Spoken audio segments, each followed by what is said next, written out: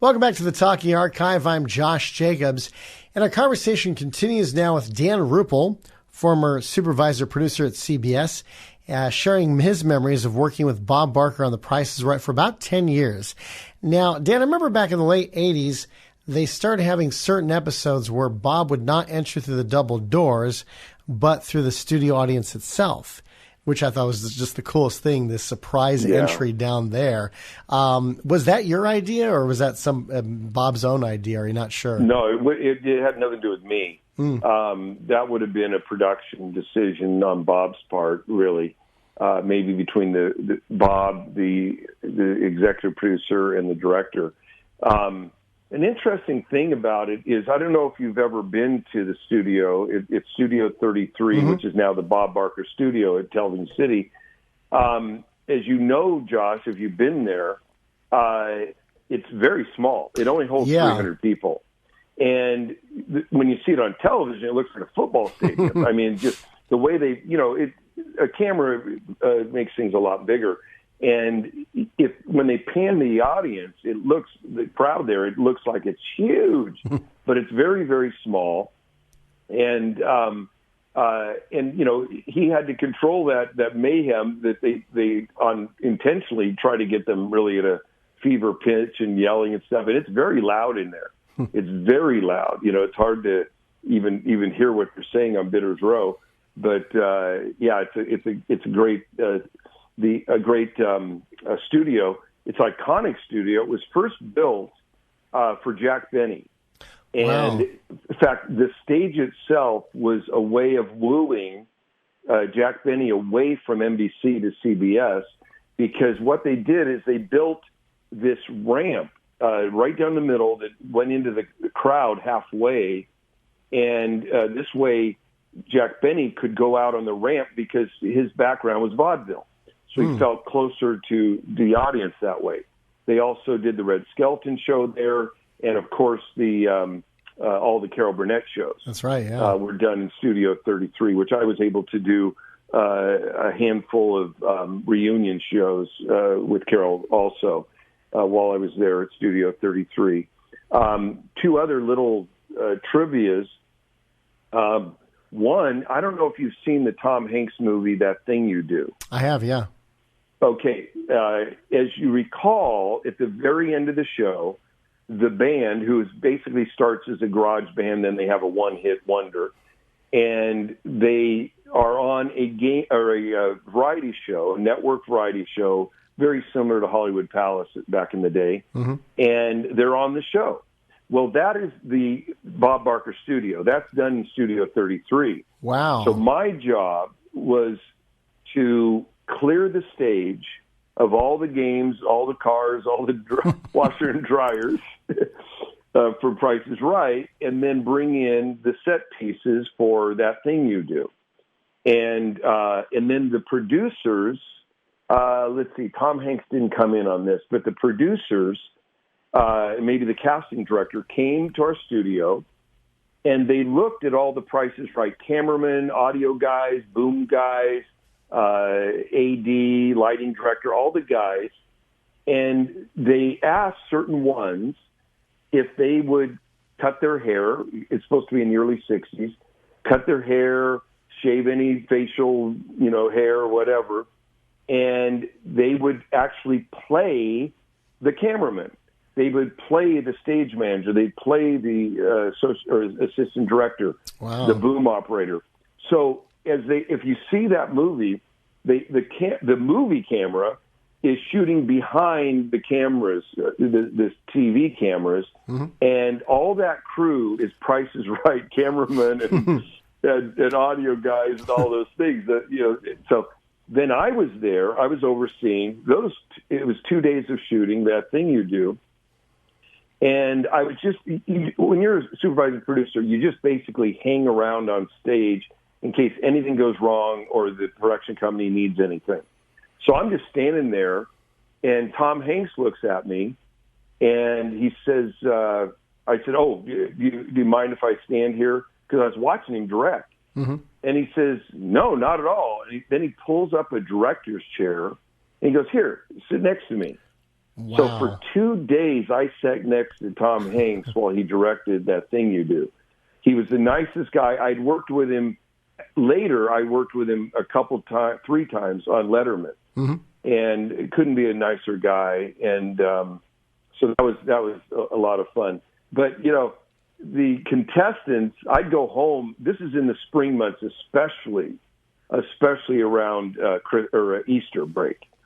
I would go home at night after a show, and there would be college students in sleeping bags out there when I went home at night, hoping to get into the show the next morning. So it was the fever pitch of it was just terrific. So, people always love The Price is Right. And I remember, seeing that myself.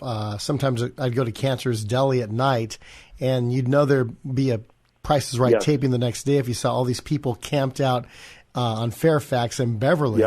I'm like, holy smokes. No wonder they pump the place up with lots of upbeat music, because it's trying to wake the audience up so they don't fall asleep after having been up all night. They're out there. Yeah, that's absolutely right. And, we still couldn't get them all in. So then they would wait around for the second show. We do 2 shows a day. And they would wait around for the second show, hoping they get in for that. And some go home disappointed because it's just, like I said, you could almost always get in if you got your tickets in advance, except around Easter, because that's when the college break and the college students really, really came out. Wow. It's funny watching the early episodes of The Price is Right from the 70s, when it was still half an hour long. They'd be paying the audience, and some of the seats there would be empty. I said, it's not like that today. No, not at all. We had a few times, like, maybe when in the middle of winter, like February, when the weather's not very good. It's always good in Southern California, but people didn't want to travel from back east on vacation or whatever. And so sometimes you'd have a rare show and what we would do is we would consolidate, there were 3 sections, and we'd consolidate everybody into that middle section. And then we might, if we have more, we'll try to fill the first 4 rows on each side. And then we would put black duvetine over all of the empty seats. And what would happen if the camera would pan it, the way the camera would register the black duvetine is it just kind of went into a void. You just wouldn't even really notice there were seats under that material. So you really still got the idea that it was a full crowd. And of course, behind Bitters Row, it was a full crowd. So, that's the way the magic of television to make it look like a full audience. So if somebody from right behind was called, then they'd have somebody else fill that seat once the game was over with or the next segment came, to make it look full, instead of oh my gosh, here's an empty seat right over there. That's pretty obvious. Yeah, they would move them down, because once you play the game, you don't get to go right back to your seat, because you have to go backstage and you got to sign all these papers that you'll pay for the taxes of things you won, and all your information so how they can get the car to you or whatever the prize is. And then they got to sign releases, and so they're back there really the rest of the show. So yes, we would move audience down. We'd say, hey, can you take these 3 seats so it's not empty? One thing I noticed about The Price is Right is they don't. Some game shows said, here's the keys to your brand new car. It was usually just a set of prop keys, but that never did happen on The Price is Right. Although Peter Marshall, one time on his book Backstage with the Original Hollywood Square, on the nighttime show, the top winner would receive a brand new car as a bonus. And one time they couldn't find the prop keys, so they took one of the cast members' keys or staff members' keys and gave them to the contestant. The contestant ended up taking off in that cast member or that staff member's car and driving it home, thinking he was going to get the car right that day. Oh, that's funny. That's funny. I don't know if anything like that ever, crazy like that ever happened on Price is Right, but yeah. Well, speaking of cars, my kids were Well, my boys, they were older. They were getting ready to graduate from high school when I was doing The Price is Right, or maybe junior high and high school, because I was there for 10 years. My daughter, though, when I started, she was only like 4. Mm-hmm. And so sometimes I would bring her in as a little girl, and everybody was so kind to her. And the models for the rehearsal, the Barker's Beauties, as they called them back then, which is not really appropriate anymore, they would wear these white bathrobes while they did the rehearsal. So obviously you don't want to dirty the gowns and stuff. Mm-hmm. So they would do their hair, they do their makeup, and then they put on the bathrobes and do rehearsal. Well, they would do that with my daughter. They'd put her in the makeup chair, do her makeup, they'd do her hair all up, they'd put her in a bathrobe, and she's just, as a little girl, she's just like in Alice in Wonderland. Oh, yeah. And then they would put her in the car, and they'd go, "A new car!" And they'd push it out, and she'd wave the camera and stuff. So she has these wonderful childhood memories of being with me on the Price is Right. And as you probably know, but maybe your listeners don't, you can't start a car in a studio. Mm-hmm. It's against the fire regulations. So what they would do is they would have about 4 big grips, those are stagehands, behind it, and they'd push it out, and then the model would have to hit the brake just in time, before it collided. Occasionally, they didn't stop it in time, and it would smash through one of the doors and stuff, but that was rare. And so, those cars aren't driving on, they're just being pushed on. I was wondering about that because I thought to myself, wait a minute, wouldn't that be carbon monoxide poisoning if you started the car inside the studio? Yeah, you can't do that. Now I know. Now I was trying to figure out, then how did they do it? I knew they obviously put it in neutral, but I didn't realize they had some. You did a good job of hiding it because it looked like the person was really driving the car there with the engine on. Well, like I said, it was like 4 big, really strong men who just shoved it on. It only had to go about maybe 12 feet at the most. Mm-hmm. It was right in the wings, and they would just push it on to the center. Oh, another thing, this is kind of funny. They were going to do a nighttime version, and so some people auditioned and wanted to replace Barker. He didn't want to do, for some reason, I can't remember the details. He didn't want to do that nighttime version. It didn't really come together anyway. Mm-hmm. Anyway, but so they took auditions. And this one guy, he was an LA weatherman, and his goal in life was to MC The Price is Right, host The Price is Right. So he came in and auditioned, and he was pretty obnoxious. He just, people didn't care for him. Anyway, now a few weeks later, he figures, I'd like to do my morning weather from The Price is Right. So we had to make arrangements, and the crew wasn't very happy because our call time was 10. Now we had to get there at 6 a.m. because it was a morning, weather report in the morning news hour or whatever it was. So he comes in, and he has a production assistant with him, and they're kind of bantering back and forth. And they want to spin the big wheel. So the way they wanted to do it is they wanted to spin the wheel, and then while it's spinning, he'd go, well, the weather today in Encino is 64, in, blah, blah, blah, tell all the weather. And then by the time he's done with the weather, hopefully it would stop, and they're going to see if they can get $1. So first he had this little girl who was his production assistant do it, and I had a grip behind this is on live television, Josh, live television. I had a grip behind the wheel, and this little girl, I shouldn't say girl, she was a young lady, but she spins it, and the grip just kept it going. He's pulled it behind, he's just letting it go and letting it go and letting it go. Meanwhile, this weather guy is going, he kept looking at us like, when is this going to slow down? I'm running out of weather. So suddenly he's going, and then in Palm Springs, it'll be 104.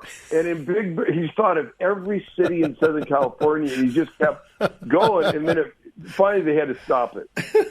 And then, so anyway, so then it's his turn. And he thought, well, if this young lady can do it, I can really do it. So he gives it all of his gusto. But I have a grip holding it in the back. So it clicks like 2 numbers. Did they boo him? Meanwhile, the crowd is the crew is like falling down laughing at this guy.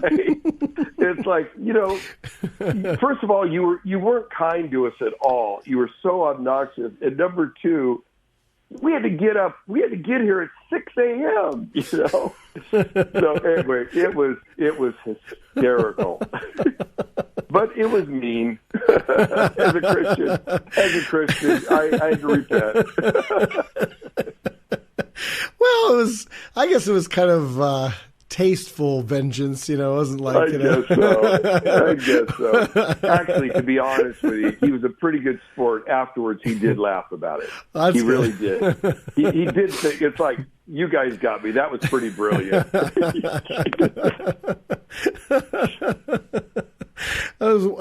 Now, did they do the sound effect thing, the type of sound effects? Yeah. Okay. I had to bring in my sound effects guy, and he had to do the thing. And of course, with this guy, it was like click, click. Now, that was it? How did the sound effects on that wheel work exactly? Because obviously the dinging sound goes right in the rhythm of each dollar amount. It was electronic thing, that it was electronically cued. Oh, okay. Yeah. Oh, another thing, probably Barker's most famous for the Happy Gilmore thing. Oh, yeah. And right before he had done the movie, mm-hmm. and right before it came out, we had a Happy Gilmore showcase. Mm. So it was like a golf trip, a golf cart, golf clubs, and maybe something else. A hockey stick as well? I don't know, because Happy Gilmore used a hockey stick. And then when the doors opened, Adam Sandler was there. Oh, wow. And so that was kind of cool. And he was a very nice guy and pretty shy, pretty soft-spoken, but very nice. And so anyway, that was fun. To have him there. And then, of course, the episode coincided with when the movie was going to be released. Now, so it was fun. Were you aware about what the scene was going to be like in Happy Gilmore, or were you surprised just like everybody else was? I was surprised like everybody else, because Barker didn't tell us. We knew he did it. We knew he did like a cameo on Happy Gilmore. But all he told me was, it was really a lot of fun. I did this golf thing with Adam Sandler, and it's his new movie, So, that was the extent of it. So we were all surprised when we saw it, just like everybody else. You mentioned that he was 99 when he passed away. He just missed 100. His birthday was in December, will be in December, and that would have been his 100th. And that was another fond memory. Every time it was his birthday, on that day when we wrapped the shows, we would have a big party in his dressing room. And we'd have a lot of fun. Obviously, a big cake. And, we just kind of sat around and talked the people in the production staff as well as Barker. It was fun. I remember when Bob Barker was in the hospital, this was probably about 10 years ago. Adam Sandler tweeted out or Instagrammed, he said, "Bob, get better soon, please. I need somebody to beat me up." Yeah. So they made a good connection on that. It's interesting you mentioned that Bob had, you got to celebrate Bob's birthday and whatnot. And you got to also work with Rod. Roddy was the announcer back then. He also had Janice and Kathleen and the other names I'm blanking on right now. When I started, it was Diane, Holly, and Janice. Mm-hmm. And then I might have my numbers wrong, but about 2 maybe 3 years later, 2 years, Kathleen came. I chat with Kathleen Kathleen Bradley, quite often on Facebook, and she's a really kind sweetheart. And Rod Roddy was great. I talked to Rod a lot. He was a very nice man, and really enjoyed him. As everybody there, I enjoyed the crew. I enjoyed all the different models and producers and Bob and everything. It was really neat. It's the Talking Archive. I'm Josh Jacobs. We're talking with former supervisor producer of CBS, Dan Rupple, and his memories of Bob Barker and working on The Price is Right. And next time, we'll find out from Dan the greatest compliment that Bob Barker ever gave him.